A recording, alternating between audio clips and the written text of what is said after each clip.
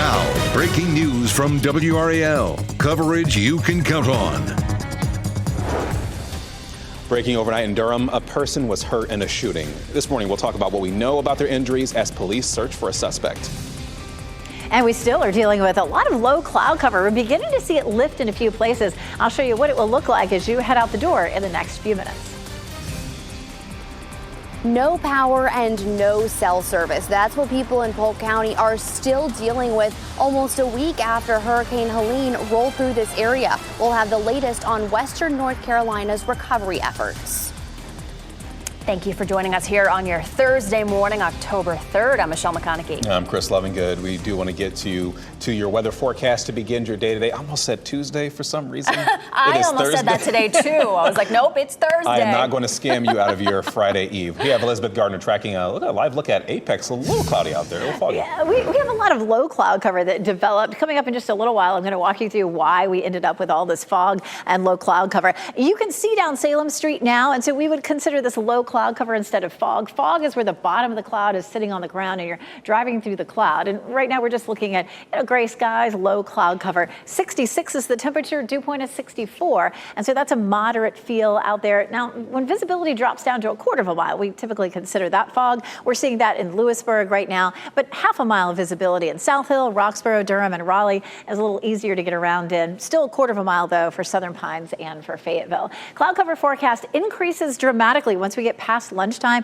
Just 20 to 30% of the sky will be covered with clouds. So that means we'll see mostly sunny conditions and it'll be warm. Highs climb into the low 80s. Check in the tropics. We continue to watch for development in the Gulf. Yesterday it was a 40% chance, today down to 30. And a front is likely to settle to the south and hold all the moisture to the south. That may end up causing a lot of problems for central and southern Florida. 4 to 8 inches of rainfall possible there.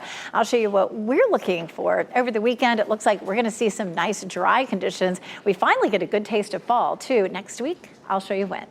All right, Elizabeth, we're seeing those low-hanging clouds, foggy conditions of this live traffic cam on I-40 and Wade Avenue. You can barely make out RTP in the distance. And those conditions are really showing up in yellow here on our map, and that burnt orange you can see right there. So, leave the house a little earlier than usual this morning because of these foggy conditions. We just got this report in of a vehicle flying I-40 eastbound in the Orange County area, not far from Old Highway 86. You can see the delay that it's causing right now. You have the I-85 connector as an alternate route coming into the capital city as well, so keep that in mind. This is a crash that happened a little after 5 o'clock this morning, but I keep showing it to you because it's causing the lingering delays in that area on Creedmoor Road this morning in the north and southbound lanes. And likely it's off to the side of the road. Investigators are still on the scene. They're trying to clear that area. But just keep that in mind if you have another local route coming into the capital city. Use that this morning and avoid Creedmoor Road. Getting ready to head out this morning. Tune us in on the radio, 101.5 HD3. You have a couple other options as well, 99.3 FM in Raleigh and 96.5 FM in Durham. A man is hurt because of a shooting in Durham. Officers were called to that shooting location on Stadium Drive near Horton Road. This was around 12:45 this morning. In fact, the WRAL breaking news tracker was there as investigators looked for evidence for about 3 hours, but no word on any arrests. WRAL is working to learn the condition of the victim.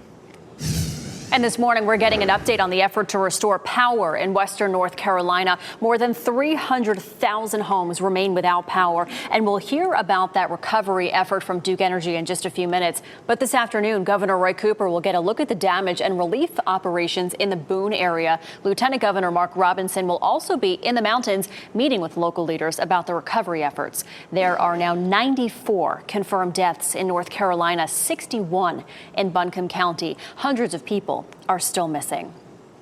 And the NCDOT is reminding people that travel in the western part of the state is limited to local traffic and relief efforts. Many of the supplies that are getting to the most rural areas are getting there by air. And WRAL's Heidi Kirk is at the Raleigh Executive Jetport in Sanford. Heidi, volunteer pilots taking off from there plan to make several airdrops in the coming days. Much needed relief.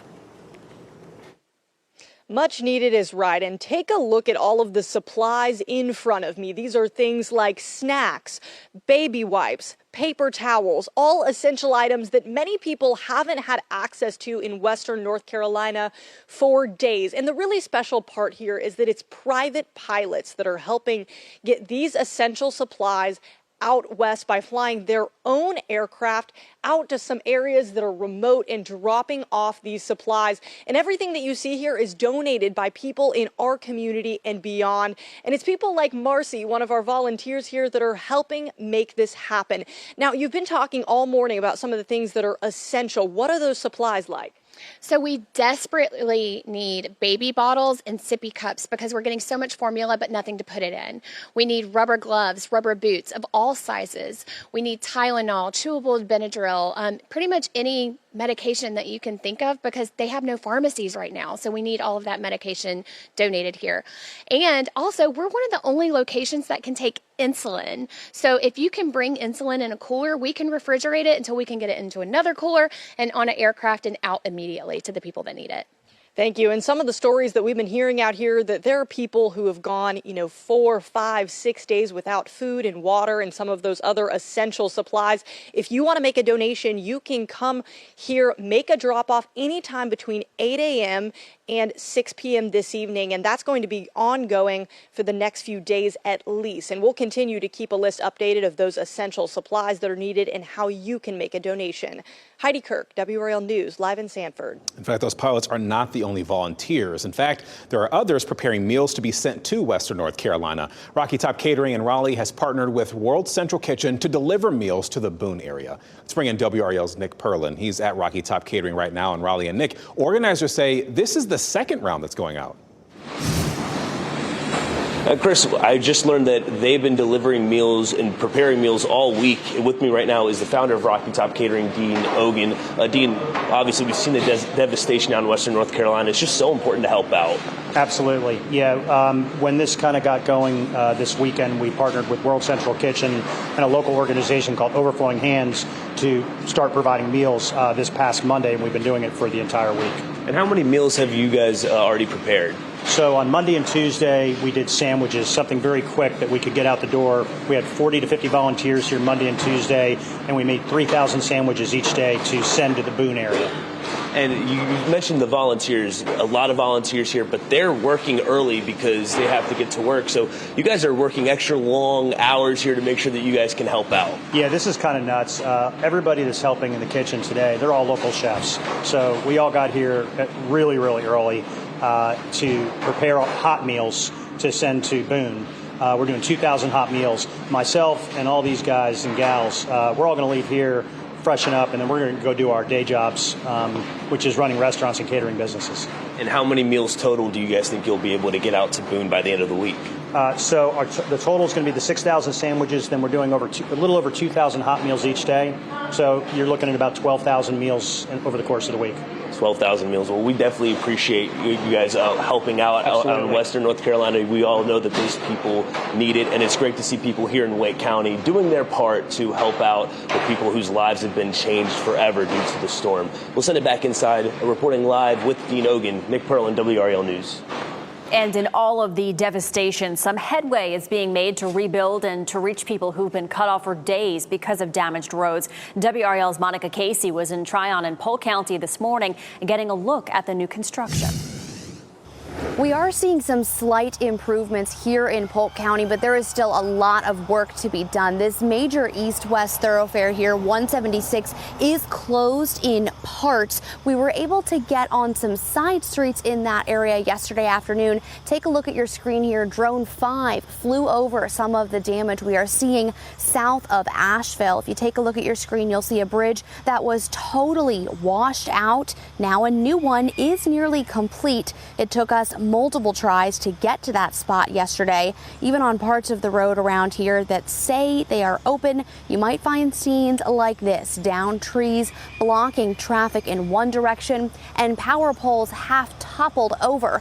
We are monitoring Duke Energy's progress on getting power back for people in western North Carolina. Between last night and this morning, Buncombe County's numbers have remained pretty steady. We've seen some improvements over in Henderson County. About 4,000 customers got power back overnight. Here in Polk County, Duke Energy serves about 8,600 customers. Almost none of them have power back yet. Reporting in Tryon, Monica Casey, WRAL News. This morning, we bring you one of many tragic stories of Helene victims in Asheville. The Asheville T-shirt company shared this photo of one of its employees. This is Samira Zuby. Their mother tells the Asheville Citizen-Times that Zuby was in their apartment when the water rose and washed away the building. Zuby worked as a graphic designer and T-shirt at the Asheville T-shirt company, and in its Facebook post, the company says Zuby was so very loved and adored. President Biden will travel to Florida and Georgia today to see the damage from Helene in those states. His trip there comes one day after he was here in North Carolina. And Michelle, after touring Western North Carolina, President Biden announced the approval of 100% FEMA reimbursements for 6 months. He also announced that he has directed the Defense Department to deploy up to 1,000 active duty soldiers from Fort Liberty to help. The president and Governor Roy Cooper took an aerial tour of the devastation, and then they held a briefing on the storm's impact. And this morning, the website poweroutage.us reports a little more than 300,000 homes in western North Carolina without power a week now after Helene hit. That's down from about 1 million homes that were without power in the immediate aftermath of Helene. More than 230,000 Duke Energy customers are still without power. Duke Energy spokesperson Jeff Brooks tells us that crews are facing a lot of challenges trying to reach those heavily damaged areas. It's hard to get to some of those places. Some of the outages are in tough geographic areas that we have to get down to. I was hearing some crews today talking about hand carrying equipment because they just can't get there any other way. Brooks says about half of the remaining outages will involve rebuilding the lines altogether. And we do want to thank you for your generosity during our WRAL Cares Telethon. About 2,500 people called in, and we raised nearly $650,000. This is for the relief effort in Western North Carolina. And folks, here's the deal. You can still add to that number. See this QR code on your screen? You can scan that and take you right to the website. Or you can go to WRAL.com and search the word help to donate. While you're there, you'll also find a list of other ways you can help support North Carolinians in need. A plastics facility is being investigated because several employees died during Helene flooding. We shouldn't have worked. We shouldn't have been there. None of us should have been there. Here, why workers say the company kept them on the job until it was too late. And after their driver caused an accident, a New Jersey couple blocked from suing Uber because they agreed to the company's terms and conditions. How they're hoping to fight the ruling, appealing to the state Supreme Court. And we're waking up to some low cloud cover and patchy fog this morning, but that burns off by lunchtime and we'll see warmer temperatures. We'll take a look at the weekend. It looks warm. I'll show you how humid it may be coming up. 8:15. Take a look at cameras across our area. We do have a lot of low cloud cover. Earlier this morning, it was fog. The difference is if it was foggy here in Apex, we wouldn't even be able to see the cars because the cloud would be all the way on the ground. Instead, the clouds, up about the height of the buildings or so. So it definitely looks like we have low clouds, but the fog is starting to improve. Same thing in Fayetteville here. Definitely low cloud cover, but we're not having any problems seeing over toward Hay Street. Even here in Chapel Hill, we're fine. We can see the intersection and the cars, but a lot of low cloud cover you can see on the tops of the buildings, and same thing happening in Raleigh right now. RDU too, we can see Terminal 2 just fine. So we're starting to see visibility improving some. It's about a half a mile in Durham, Raleigh, and South Hill. Still a quarter of a mile though in Southern Pines and Fayetteville, and we would consider that to be fog. Here's what's happening. High pressure is building in. We still have a lot of moisture here on the ground, and that's helping to create some of that low cloud cover and fog. But that high pressure system is bringing sinking air, and we do have clear skies just above us, and that sunshine will help to warm things up and start to dissipate this low cloud cover. This afternoon and Saturday afternoon, there's a small chance that we could see an isolated shower, but we're waiting for a bigger front on Monday night. That's going to deliver some comfortable temperatures, lower humidity, and a really nice fall feel. Check this out. Tuesday and Wednesday, highs will be in the low 70s. Morning lows are in the 50s. It will be sweater weather. It is going to feel fantastic. Hopefully I get a chance to get my pumpkins out. Here's the front that's going to deliver this drier air and that fall feel. That front front will park itself down to the south, and it's going to hold some tropical moisture there. So Florida may end up seeing some significant rainfall from a system that's trying to develop there in the Gulf. A couple of other systems, we have Kirk and Leslie out there. Both are storms that are likely to stay offshore. Yesterday, this area had a 40% chance of developing. Today, it's a 30% chance. And again, that cold front's going to keep everything to the south. So no rain from this in North Carolina or from most of the areas that were affected by Helene. Most of the heavy rain will be central and southern Florida, but it could be 4 to 8 inches. It could be significant for folks there. Hurricane Kirk at Cat 3 right now, but just moving northward into the Atlantic. It is likely to just fizzle out. And then we have new tropical storm Leslie of 40-mile-per-hour winds. Same story. It starts moving westward and then swings up to the north out into the Atlantic. Neither one of those storms likely to cause us any problems. Check out the weekend. It still will feel like summer. 85 on Saturday. I'll show you how sticky it will feel coming up. Ken? All right, Elizabeth, in the WRAL Traffic Center, those low-hanging clouds, foggy conditions you talked about showing up here in the live traffic network of cameras this morning. I-40 Wade Avenue, you can barely make out Durham or RTP in the distance. Those conditions are really showing up in yellow and the burnt orange here on our live traffic map. Got a couple of things that we want to tell you about based on all the foggy conditions we're seeing. A vehicle fire on I-40 eastbound there, all Highway 86 over in Orange County, not causing any problems in the area, but just watch for those first responders in that area.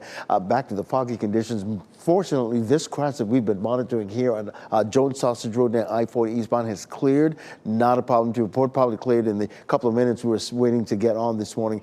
I keep showing this this morning because this crash cleared probably like an hour ago, but you can still see the lingering delays there on Creedmoor Road in the southbound lanes, and we're even seeing it in the northbound lanes, and they're probably on local delay because of the debris that's still probably on the side of the road. So if you have another local route that you use in the mornings for as opposed to Creedmoor Road, I would definitely use that this morning. Let's isolate the Beltline, shall we? There's the northern loop of the Beltline, the southern loop of the Beltline. You're probably looking like a 3 to 5 minute delay this morning, so just keep that in mind. And here's a look at that northern loop this morning. And if you're heading out, pop us on the radio, 101.5 HD3. All right, thank you, Ken. Time is 8:19. Employees of a plastics plant claim they were not allowed to leave quickly enough during Helene's flooding, and several workers died. This is why authorities in Tennessee are investigating. Floodwaters overtook the Impact Plastics plant in Irwin, Tennessee. That's near the North Carolina border. After the flooding, the company said employees were dismissed when flooding reached the parking lot. However, some employees are saying it was too late. I mean, there was no way out. Some people made it out with four-wheel drives, but if you didn't have four-wheel drive or if you were stuck in that line I was stuck in, it was too late. Coworkers say some employees sought refuge on top of a tractor trailer for nearly 2 hours before it flipped into the rushing water. A couple in New Jersey sharing their story after a court ruled they cannot sue Uber over a car accident that left them seriously injured. Steph Gosk reports that's because of a clause in the company's terms and conditions. Georgia and her husband John McGinty were in an Uber on the way home from dinner. The accident happened in an instant. We went right through the light and there was a loud bang and a hard crash. Their driver ran a red light. The couple suffered multiple broken bones. Georgia had internal injuries after the 2022 crash. They kind of got me out on a stretcher and it was like pouring rain on top of me. And I could hear John calling to me from the other ambulance. What you've just described, there's emotional damage too, isn't there? Yeah. More than a person can imagine. The couple wants to sue Uber, but the New Jersey Superior Court recently ruled they can't because Georgia agreed to the company's terms of service, which include something called an arbitration provision, waiving the right to a trial by jury in the case of an accident. But the McGinty say Georgia didn't agree to the terms of use for the most recent update. It was her 12-year-old daughter using her mom's Uber Eats account. I think she was ordering pizza delivery. Yeah. And waiving in the process your right to a trial by jury if you got in an accident. Right. The court ruled in part that because Georgia agreed to previous versions of the terms of use herself, she was bound by them. In a statement to NBC News, Uber writes the plaintiff agreed to Uber's terms of service on 3 separate occasions, including when she first signed up in 2015. If they go to arbitration, it's confidential. Their dispute is settled in private by a third party. The process often benefits companies facing liabilities. they won't get bad press, and an arbitrator is usually less likely to give out a big damages award than a jury of someone's peers. The ruling comes just months after a man tried to sue Disney for the wrongful death of his wife after she had an allergic reaction in a restaurant in Disney World. Initially, the company said he was bound by the terms of service he agreed to on his Disney Plus streaming account. But in August, after the case got a lot of attention, the company changed course, waiving arbitration and saying, with such unique circumstances as the ones in this case, we believe this situation warrants a sensitive approach to expedite a resolution. The McGinty's hope their case could lead to changes in the law. I think that we need, as a society, to move to try to protect consumers. Steph Gosk reporting. Investigators say a downed power line sparked the Maui wildfire last year. And this morning, hear what else happened that fueled the flames.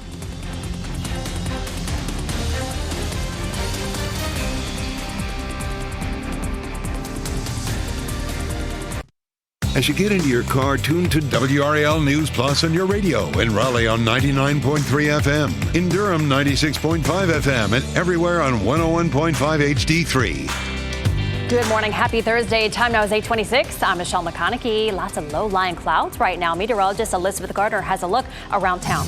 Yeah, check these out. Durham, Raleigh, and Fayetteville all seeing some of that low cloud cover. Temperatures are in the mid-60s. Now, Fayetteville, if you look up sort of at the top of the screen there, it does look a little brighter. So it looks like we're starting to see those clouds break up in Fayetteville. And we'll see more of that. Of course, it's just 8:26 right now. As we get into 9, 10 o'clock, we should see more and more sunshine breaking through. It is still about a half a mile visibility in the triangle, but quarter mile in Southern Pines and Fayetteville. So the fog's a little bit thicker there. Temperatures heading out the door, mostly in the low to mid-60s right now with some sunshine this afternoon. We'll climb up to 82, and it should be pretty pleasant as you're walking the dog this evening. Ken?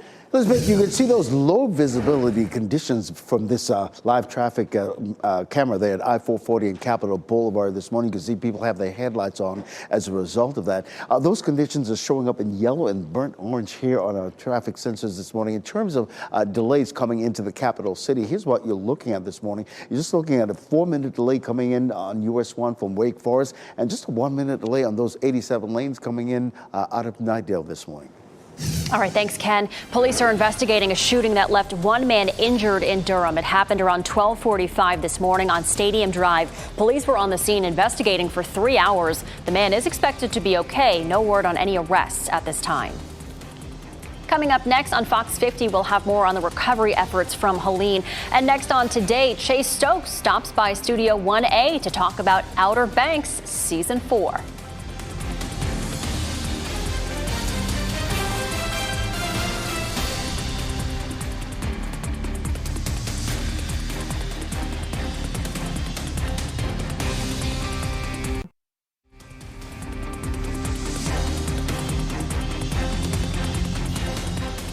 Welcome back on your Thursday morning as we take a live look over Wilson. Clouds starting to lift. You can see some blue skies and some sunshine. That's not the case everywhere yet. Meteorologist Elizabeth Gardner has such a cool view from our tall tower cam. I mean, we're floating on the clouds. Anytime we have a deck of low clouds, this is just such a great camera to be able to show. Right here is the tower for our Mix 101.5 radio station, and it's sticking way up above this deck of clouds. This deck of clouds is going to start to break up any time now. You can see the blue sky up above it. We just saw that blue sky there in Wilson. And so that is coming for the triangle area as well. We're going to start to warm things up out there. Still just 66 degrees. But of course, we're taking that temperature from down under the clouds. Our dew point sitting at 64. In terms of visibility, it's typically a quarter of a mile that we would expect that we're seeing fog. A half a mile, still a lot of low cloud cover. So that's Durham, Raleigh, Lewisburg right now. Wilson's at 7 miles. And of course, Rocky Mount's at 3. So starting to see some nice improvement in places. Still a quarter of a mile in Southern Pines and a quarter of a mile in Sanford. But that sunshine is starting to erode those clouds down in parts of the viewing area. So why did we get stuck with all these clouds today? Well, overnight last night, our skies cleared in most places. And so all the heat that was trapped here on the ground during the day escaped into the atmosphere very quickly. And that allowed all our temperatures here on the ground to cool very quickly. We still had a lot of moisture in the atmosphere. So when you cool that moisture, it condenses and it forms fog and or low clouds. And that's why we were dealing with that this morning. And we'll probably see the same thing again tomorrow morning until we lose the mugginess that's in our atmosphere. And that may not happen until early next week. 61 in Roxborough, 64 Goldsboro, 65 Fayetteville. So temperatures are comfortable out there this morning, and with some sunshine this afternoon. 82 in Raleigh, 80 in Durham, and 85 in Fayetteville. So we're going to warm up nicely. We're going to hold it in the humid zone all the way through Saturday. It begins to bump down a little bit on Sunday, but our temperatures will still stay warm. Watch the yellow and orange color contours starting today through tomorrow and the weekend. We're still going to be warmer than normal in the 80s. But then here comes a big push of Canadian air. We'll start to feel that Tuesday. And so next week we'll feel a lot more comfortable. 85 on Saturday with some mugginess and a small chance of a shower. I mean, it's not going to be bad. We'll see partly cloudy skies. Just pretend it's still summer out. It's going to feel a little bit like that. But here it comes. Much of next week into next weekend, we'll see temperatures below normal. And what does that mean? Well, right now, our normal high is 78. By the end of the month, our normal high is 68. So it will be sweater weather soon. It's just maybe not over the weekend. Well, look at this. Tuesday and Wednesday, temperatures will be in the 70s. And of course, we'll all be looking forward to that. Yes, we will. Thanks, Elizabeth. 50,000 port workers who are now on strike for their third day say they'll keep picketing until all of their demands are met. There's no indication that any significant progress is being made in negotiations to end the strike at ports on the East and Gulf Coast. The International Longshoremen's Association is demanding higher pay and also a continued ban on using fully automated equipment. Analysts and retailers say the longer the strike lasts, the higher prices you will see at stores. The Wake County Sheriff's Office is gathering supplies to assist first responders and residents of Western North Carolina. The donation drive will happen at the North Carolina State Fairgrounds. They're looking for non-perishable food, household cleaning supplies, hygiene products, baby supplies, bottled water, and pet food. Donations will be accepted from today until next Tuesday from 9 a.m. until 4 p.m. In fact, Wake Med will also host a donation drive today. You can stop by any of the 3 hospital locations in Raleigh, North Raleigh, and Cary between 9 a.m. and 1 p.m. They're looking for the same things as the sheriff's office. One North Carolina woman says she is thankful to be alive after floodwaters left her stranded in her childhood home for 8 hours. Chris Peterson reports. I mean, I really thought I was just going to, drown in my own house. Emily Russell says she was home alone early Friday morning when she found herself surrounded by water. I mean, it was literally like you were stuck on an island, and I just didn't know what to do. There was no leaving the house at that point. Russell says she watched from her window as cars and RVs floated by. Then she heard part of the house collapse. When you start hearing that, it's almost like a movie. And then the front door, the water pushed it in, and it pushed in the back door.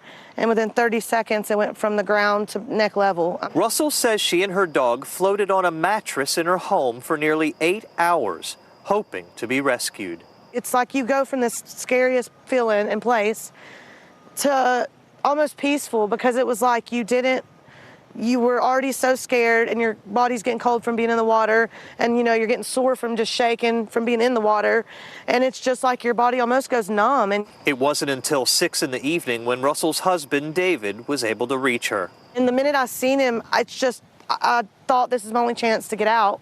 And so me and the dog took off down the front yard. But the currents were so strong that I only made it maybe 10 feet. And I had to yell to them like, I can't walk anymore, or it's going to take me. Russell considers herself lucky. She made it out. She knows others weren't so fortunate. That was Chris Peterson reporting. Investigators say downed power lines caused the wildfire that killed more than 100 people in Hawaii last year. Leaders in Hawaii announced the results of the investigation yesterday. They say the downed lines sparked a brush fire that firefighters thought they extinguished. Well, that fire rekindled hours later, and strong winds caused it to grow quickly. And take a look at this. This is the moment a World War II U.S. bomb exploded at an airport in southwest Japan. The 500-pound bomb had been buried underneath the airport's main runway. The explosion left a large crater and caused more than 80 flights to be canceled. No one was hurt. Investigators are looking into what triggered that bomb. According to the Japanese Ministry of Defense, a number of unexploded U.S. bombs from World War II still remain in the area. Jordan Peele shares a glimpse at his reboot of a classic series. Plus, Olivia Rodrigo is bringing her music to Netflix. Ashley Dvorkin has more from the Hollywood Nation. Peele's reboot prank show, The Rugrats Return, and Rodrigo streams in the Hollywood Nation. give the satisfaction asking how you're doing now. Olivia Rodrigo is heading to Netflix. The Grammy-winning singer-songwriter will release her concert special, Olivia Rodrigo Guts World Tour. The show is from the pop star's concert at the Intuit Dome in Los Angeles and will feature Rodrigo performing songs from her latest album, Guts, as well as her debut album, Sour. It premieres October 29th. Would this have an adventure this A new Rugrats movie is in the works. According to Variety, Paramount Pictures is developing a live-action CGI hybrid film based on the 90s animated children's series. It will be set in the real world with Tommy Pickles and his friends being animated. You want scare tactics? I don't know if I've ever been that scared in my life. Jordan Peele delivers the pranks, scares, and laughs in today's First Looks. USA Network and Peele's Monkey Paw Productions released the trailer for Scare Tactics. The reboot of the classic comedy horror hidden camera series follows unsuspecting individuals being put through twisted scenarios set up by their family and friends. The reimagined show debuts Friday. But we have the possibility of making it better. Thomasin McKenzie, James Norton, and Bill Nighy star in Joy. The Netflix film is based on the true story of the world's first test tube baby, Louise Joy Brown, born in 1978, and the 10-year journey to make it possible. It will be available to stream November 22nd. Congratulations. Oh, she's not pregnant. We've made someone else pregnant. And it's bloody brilliant. That was Ashley Dvorkin reporting. Hey, before we go to break, we do want to bring you your winning lottery numbers in case you missed them, and we'll get another check on weather and traffic next. That's coming up.